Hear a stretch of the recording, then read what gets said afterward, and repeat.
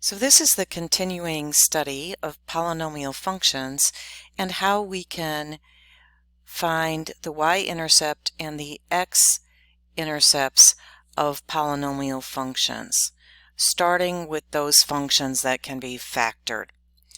So to find the y-intercept, recall that that is where x equals 0. You're looking for that special place where the graph crosses the y-axis, and that's where x equals 0. So first plug in to find the y-intercept. Plug in 0 for your x values and evaluate the function. And the y-intercept for this particular function here would be -6.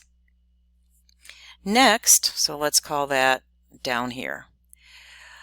Next, let's try to see if the function can be factored, meaning this expression, this part of your polynomial. See if you can factor that and use the zero product property to find the zeros. So I'm going to take x squared minus x minus 6, and I'm going to factor it and set it equal to 0. And I'm going to factor it, and when I do, I get, looks like x minus 3 x plus 2 equals 0. I need to set each term equal to 0, which is the zero product property in action, and that will deliver 2 real roots in this instance. And so we know that there's an x-intercept at -2, and there's an x-intercept at +3. Now I still don't know where my vertex is. It should be halfway between here because this is a quadratic function, and it's probably going to fall right about here, and my graph will probably look something like this. From prior lessons, remember that the vertex can be found by finding the opposite of b over 2a and then finding the corresponding y value. So to complete this graph and find this exact point, let's find the opposite of b over 2a from our polynomial function. We know that b equals -1. We know that a equals 1.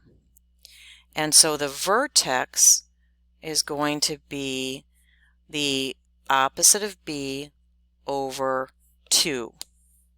The opposite of b over 2a. And then we need to find our y value. So we're going to, our y value for that given x, we're going to calculate that by substituting the x value into our polynomial function and determining what that value is. So I get 1/4 minus 1/2 minus 6, which I think will deliver -6.25. So that's going to be our actual vertex there. The value 1/2, -6.25. So right here is our vertex, and you could label that if you were graphing for accuracy. So again, the zeros are the x values where it crosses the graph crosses the x-axis. They're also called roots, and they come from a factored equation where you set each factor equal to 0 using the zero product property. Okay. Continuing on, let's take a look at another function, g of x in this case, which is a cubic function. The leading coefficient is positive, so we know we've got an upward S-curve of some kind. But let's see if we can factor this. Well, first of all, let's find the y-intercept. So the y-intercept would be g of 0. And when I plug in, I see that it's 0. So the y-intercept is 0, 0. Next, let's see if this factors. And it looks to me like it will. 3x cubed minus 6x squared. Let's set it equal to 0 and factor it and see if we can use the zero product property. I see that there's a GCF of 3x squared. Always be sure to pull out the largest common factor that you can, because it makes factoring or solving the equation much easier. And my values inside using reverse distribution are x minus 2. Double check it quickly that it produces this, but it appears to do so. Set each factor equal to 0 and quickly solve. But when you solve these, this is actually an x squared term equals 0, so it actually splits into two products, x times x, each equal to 0, and this is what we call a double 0 or a double root. It is a x-intercept that has a change in direction of the graph, which we'll explore more later. So you have an inflection point at this value of x equals 0, and you have another x-intercept at 2. So if I were to sketch this, and it takes just some practice and some knowledge, we have a y-intercept at 0, 0. We know that's a double 0. We know this is a cubic function that has a positive leading coefficient, and it also crosses the axis at the value 2. So because it should have an upward S-curve pattern, and this is a double, we learn that it sort of makes a curve here, a point of inflection where it changes direction. It has another curve and then comes back up through the final root or 0. So it has this overall shape, but because of the nature of this polynomial, you'll gradually learn with experience and graphing additional points that this point of inflection, which is a double 0, is actually a change in direction from upward to downward, and then it turns back up again. And you can certainly check this one on your calculator and try to understand that behavior better. Next, let's take a look at another polynomial function. This one that is a quadratic, so we know it's going to make a parabola, and it looks like it also is going to factor. Let's first find the y-intercept, which when you plug in zeros, you get out 16. So the y-intercept is 0, 16. Next, you take again the expression that forms the polynomial. You set it equal to 0 and you factor it. And this actually looks like a perfect square trinomial. Both signs are positive. And if I take the square root of 16, I get 4. And when I FOIL this out, it produces the middle term of 8. So interestingly, we have two factors here that are identical, so you get two zeros that are identical. As we go to graph this, it's going to have an interesting behavior that is somewhat similar to the cubic equation that had a double root as well. So first we're going to graph our y-intercept, 0, positive 16. Let's call it,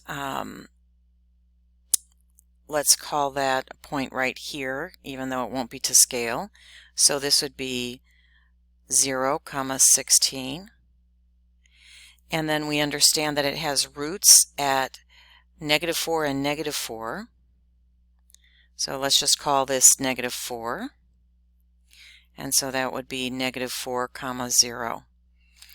Now let's check though, is this the vertex? Can this be the vertex of our parabola? Let's double check algebraically. To find the vertex, you need the opposite of b over 2a, and then you find y. So we know b is 8, a is 1, so the opposite of b over 2a is -8 over 2, which equals -4. Plug in -4 into your original function, So you're going to evaluate the function for -4, which I've done here, and it ends up being equal to 0. So algebraically, we've confirmed that this indeed is the vertex. And what you have here is a change of direction, like the cubic function that we graphed in the earlier problem. A double root indicates that you have a change in direction. In fact, any even zero, any even root that occurs, by even I mean even multiplicity. And multiplicity is a term that refers to how many times a root occurs. So if that zero or root occurs 3 times, that would be odd multiplicity. But if it occurs 4 times in your polynomial function, as just an example here, this would be an even multiplicity. It occurs 4 times, and you're going to have a change of direction. If, on the other hand, a multiplicity occurs an odd number of times, so an odd number multiplicity, you're going to have it cross the axis at that location. So even if you might have this root or this 0 3 times in your factored polynomial, it's not going to be a change of direction. It's going to cross the axis and continue on in the given direction. So that's a little bit of a discussion of multiplicity, multiple zeros that occur. And in this case, we had a multiple zero of x equals -4. And indeed, you had the inflection or the curve at that exact point.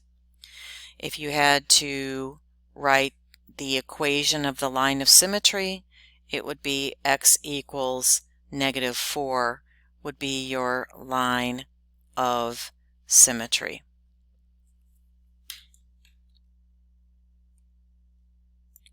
So finishing off this video, I would just like to return us to an image from our textbook. Again, if you have a multiple root, so let's say this is x minus 1 is the factored values from your polynomial, it means that your polynomial does have a multiple 0, but it's of odd multiplicity, so the graph travels on across the x-axis, even though it's a duplicative 0. On the other hand, if you have something that occurs an even number of times as a factor, and then is, in this case, for example, a double 0 at this particular point, because it's of even multiplicity, the curve changes direction. This is a very important concept for calculus and one that's important when you're sketching your graphs. That's the end of this video on understanding roots and factoring polynomials to find zeros of your polynomial function.